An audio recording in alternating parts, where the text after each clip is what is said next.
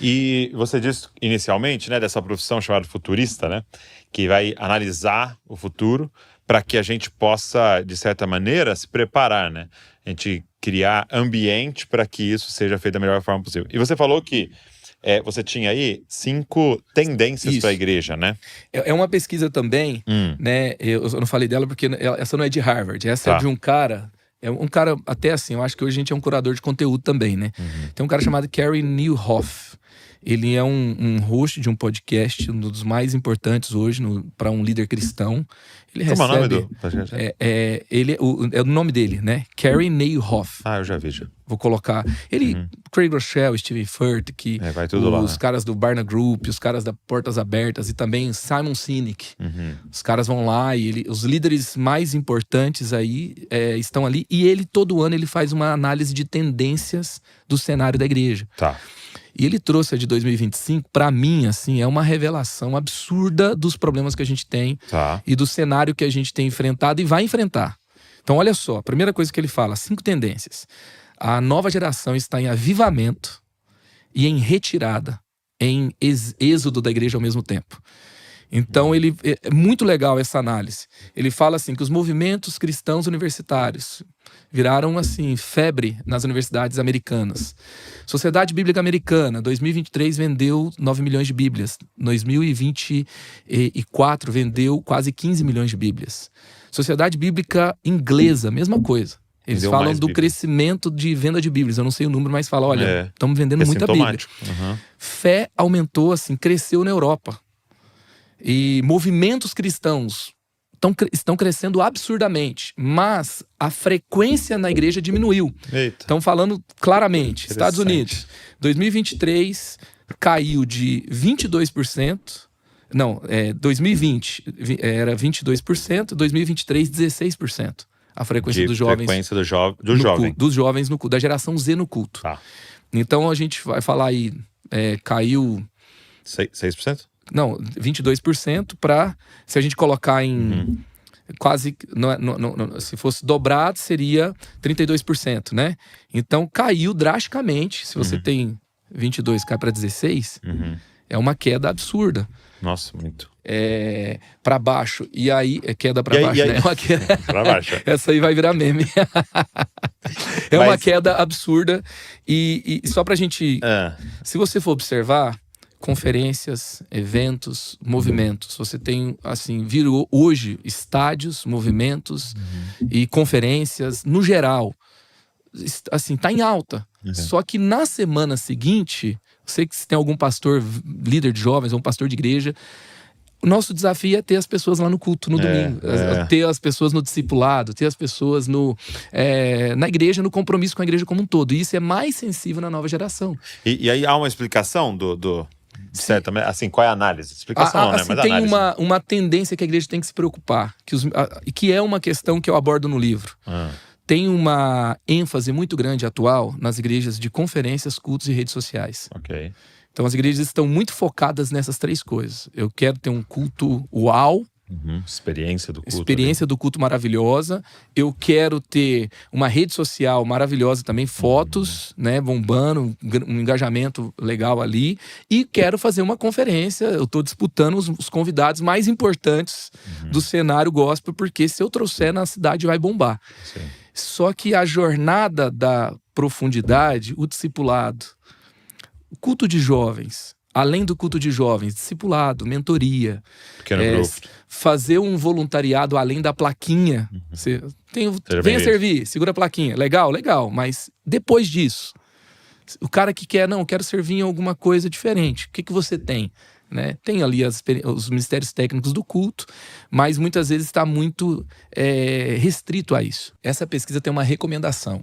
Que os ministérios de jovens precisam se dedicar à jornada mais profunda e espiritual. Porque a gente precisa parar de ser focado apenas em eventos, apenas em movimentos, e a igreja precisa fornecer a jornada seguinte, né? O passo seguinte na jornada, na verdade. Muito bom. E que mais? Segunda coisa, o evangelismo está em crise. O que ele usa o evangelismo está na UTI. Aí ele falava que há 10 anos atrás, 2015, 13% das igrejas falavam que estavam tendo sucesso no evangelismo. Hoje, 1%. Isso gerou o quê? Transição de membros. A igreja cresce por transição de membros. E aí os pastores que deveriam estar focados em alcançar a cidade estão brigando entre si porque os membros mudaram de igreja. Sim. A igreja que não se renovou é afetada por uma igreja que tem uma abordagem atrativa mais atual, mais interessante, até que surge outra. E aí os líderes, né, até num pensamento, né, gente que sabe quem é em Deus, gente que sabe para que foi chamado, não deveria perder o sono porque um cara imaturo saiu e tá falando mal dele. Poxa. E aí a grande questão, assim, a igreja hoje, ela tem muitos ministérios, muitas ações, recepção, multimídia, estacionamento, Ministério infantil. Todos têm um líder, treinamento, forma de engajar um voluntário e programação de como acontece, um cronograma. O evangelismo, normalmente, a gente fala que é um estilo de vida, evangelismo por relacionamento, chama um amigo pro próximo culto, mas ele não tem um líder, não tem um treinamento, não tem uma intencionalidade. E até no crescimento dos evangélicos, né, no Brasil, que teve um decréscimo aí, a gente percebe claramente, a década de 90, anos 2000, 2010, foi assim, até 2020, foi um boom de crescimento da igreja. E a igreja, seja a década de 90, anos 2000, boom das cruzadas, pregação em praça, o folheto, nem que fosse um folheto de cachoeira atrás, escrito Jesus te ama em cima, que o pessoal saía entregando, parecendo Mormon, né, com terno e gravata na rua, mas os movimentos evangelísticos com grupos familiares, que era antes das células, era algo forte, era na Assembleia de Deus, era o ponto de pregação, era algo que crescia muito, os líderes leigos evangelizando e abrindo ponto de pregação, era muito comum. A gente precisa, não é usar a estratégia de ontem, Sim. mas aprender com que esse fato gerou um alcance grande de pessoas para o evangelho. E a gente parou de ser uma igreja evangelística. A gente está dizendo que marketing digital é evangelismo. Ele pode ser usado, mas as pessoas não são mais pessoas evangelísticas, né? Não são mais evangelistas aí dentro da sua missão. E é uma missão da igreja renovar essa prática. Interessante. Isso é muito real. Isso é muito real. E eu acho que essa sensação de que, porque quando a gente fica divulgando, né, os números, daqui a não sei quantos anos a maioria vai ser evangélico no Brasil e tal, de certa maneira, para todo mundo talvez deu esse efeito de acomodar, não, estamos bombando, já ganhamos, né? Já ganhamos. E aí todo mundo baixou a guarda, todo mundo diminuiu o ritmo, todo mundo parou. Tá esperando o povo entrar na igreja. Maioria, né? Exato, parou de evangelizar, faz muito sentido. Terceiro, o que mais? Cara, isso é muito interessante. Hoje está em queda igrejas que são igrejas derivadas, igrejas que têm modelos genéricos, que estão usando os métodos genéricos de crescimento de igreja. A análise que ele faz é o seguinte, que há uma rejeição aos modelos genéricos de igreja. Então está crescendo a igreja autêntica, a igreja original. E ele fala que depois de 2010, assim, a mega igreja, ela exportou um modelo para o mundo. Sim. E todo mundo aprendeu, né? Que é o modelo da parede preta, do telão, do louvor vibrante, do ministério infantil, que parece com um buffet infantil de festa de aniversário. O voluntário com a plaquinha. O voluntário com a plaquinha, dando tchau com a mão do Mickey e tal. Eu tô dizendo assim, a minha igreja tem tudo isso, tá? Então assim, se você está se sentindo criticado, eu não estou te criticando. O que ele está dizendo é que quando você tem esse negócio, assim, que é um pacote pronto, mas você, por trás disso, não tem uma sensibilidade cultural e uma liberdade ao Espírito Santo, você gerou um modelo superficial. Você fez um Ctrl-C, Ctrl-V ruim. Você não entendeu, assim, aonde eu tô, quem são essas pessoas e qual que é o chamado que Deus me deu para esse tempo. Ele fala que as pessoas estão mais aguçadas para perceber o que é autêntico, o que é fake, o que é profundo, o que é superficial. Talvez elas não sabem desenvolver a profundidade, mas elas sabem o que é superficialidade. É igual quando a igreja da Europa, por exemplo, foi evangelizar na África, né? E eles começaram a construir templos, né? E aí eles construíam o templo, né, parecido com o templo lá da Europa, da denominação, né? Aí eles faziam aquele telhado pra pontudo, neve descer. assim. Exatamente, Pra neve não parar. Era isso? Lá na África, exato. Era pra isso, Na né? África. Exato. Então a neve não vai parar no telhado. Que não tem sentido, né? E o que aconteceu com a gente, né? De você ir em lugares como em Belém do Pará ou em Manaus e você vê pessoas de terno, né? Você fala, peraí, isso aí era uma roupa pro frio da Suécia, né? Isso era uma roupa lá no frio dos Estados Unidos, que algum missionário caiu aqui e falou, não, essa é a roupa que usa o crente. Como assim? Nós estamos aqui, todo mundo derretendo aqui dentro, entendeu? Coisa Não que faz não tem sentido. sentido. E é interessante, assim, ele conta de um exemplo de uma igreja que fez um culto em Dallas, e era um culto de jovens, e é um culto que durou 4 horas, onde eles promoveram um encontro com orações simultâneas. Eles trouxeram apontamentos, ênfases bíblicas que eles expuseram, e eles davam liberdade para os próprios jovens orar. Então eles não estavam esperando uma pregação, é um modelo de uma casa de oração. E ele fala que 80% das pessoas oraram. E esse foi um dos cultos diferentes que eles fizeram, e essa igreja está bombando em Dallas. Então, você vê que interessante. Aqui na nossa realidade, a família de Descope, os maiores frequentadores da sala de oração são jovens e adolescentes. Olha aí. Entendeu? Então, como na nossa igreja também, nós temos um andar de cima também. Que é muito interessante, tipo assim, porque você fica eles pensando, não querem orar. não, exato, Vamos não, fazer um negócio vai vir diferente o pra pessoal eles. mais velho da igreja, vai vir na reunião de oração.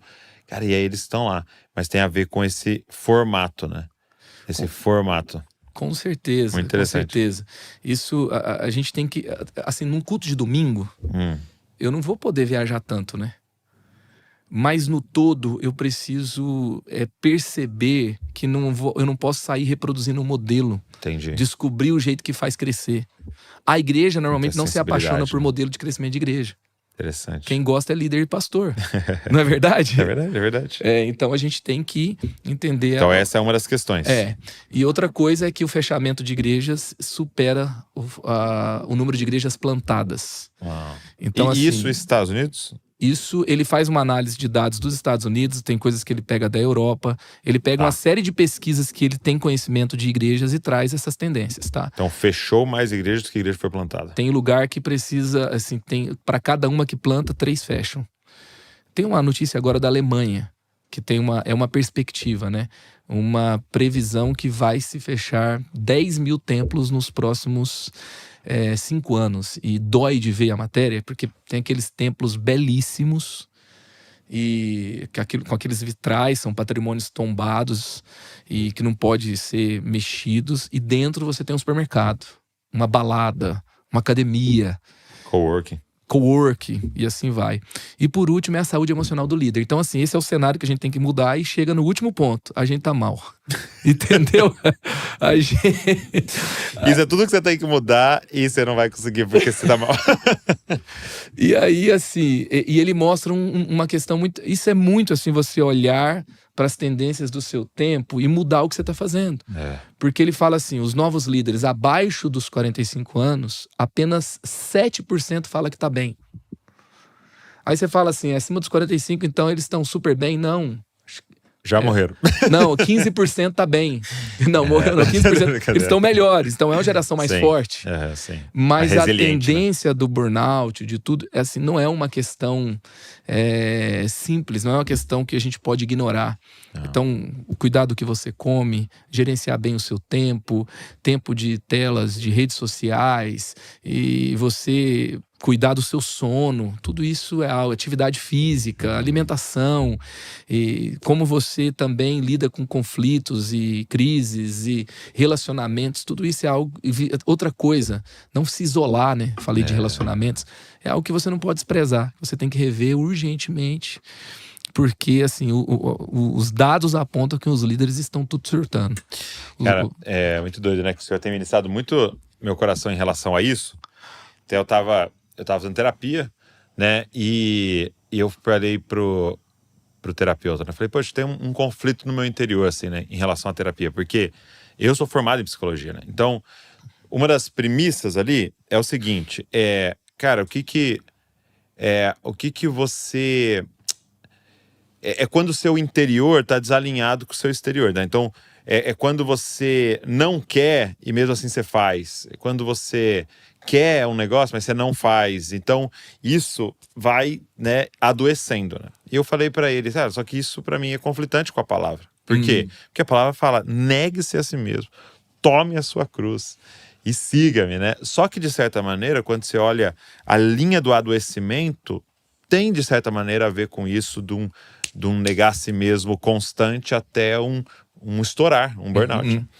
E aí o terapeuta falou algo assim que mexeu muito comigo. Foi muito marcante. Ele falou assim, Douglas, é o seguinte, até para você negar a si mesmo, você tem que saber o que você tem para negar. Boa.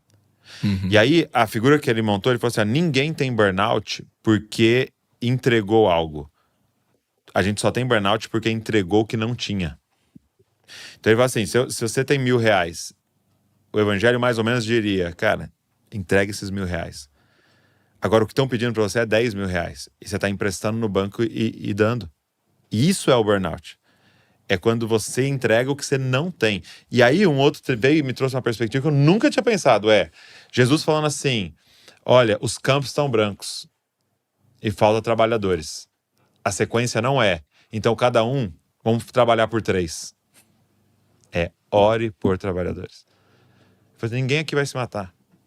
Entendeu? Vamos orar pedindo para Deus mais trabalhadores. Mas ele não mandou a gente ir lá e tentar fazer o trabalho de 3, 4. Então, assim, a gente está adoecendo porque a gente está entregando o que a gente nem tem. E aí, esse aqui é um dos pontos. Por quê? Porque a real é que meu avô era pastor, meu pai é pastor. Meu avô, ele podia estar cheio de problemas, mas ele ia chegar em casa. Ele ia sentar lá e o pessoal que se vira de amanhã tinha coisas que ele ia acessá-lo lá na saber igreja. daqui 2 dias o que aconteceu. Exato, alguém mandou uma carta, ele responde a carta e espera daqui uma semana, quem sabe ainda rápido, voltar a resposta e tal. Cara, a galera acessa a gente o tempo inteiro. E fica chateadíssimo porque você não respondeu em 1 hora, em 2 horas, em 24 horas, entendeu?